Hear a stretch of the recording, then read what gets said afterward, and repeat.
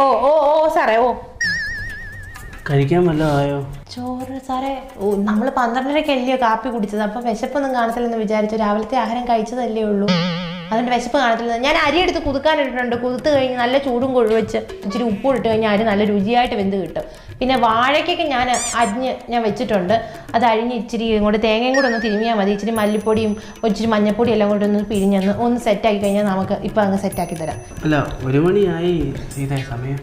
1 മണിയായി, 12:30 നമ്മൾ കഴിച്ചത്. ഇപ്പോഴും വിശപ്പൊന്നും കാണത്തില്ലല്ലോ. സാറ് വിശക്കുന്നു എന്ന് തോന്നാതെ സാർ അങ്ങ് കണ്ണടച്ചങ്ങ് കിടന്നാൽ മതി കുറച്ചു നേരം. ഇപ്പം ശരിയാക്കി തരാം. ഇപ്പം ശരിയാക്കി തരാം അല്ലേ. എന്തെങ്കിലും ഒഴിച്ചുകറികളൊന്നും ഉണ്ടാക്കിയായിരുന്നെങ്കിലേ. ഒഴിച്ചേറി തൈരുണ്ട്, ഫ്രിഡ്ജിനകത്ത് തൈരുണ്ട്. തൈര് എടുത്ത് വെക്കാം. അയ്യോ, തൈര് പിള്ളേർക്കൊക്കെ പനി പിടിക്കുമെന്ന് ഇപ്പം തണുപ്പ്. അയ്യോ കുഴപ്പമില്ല.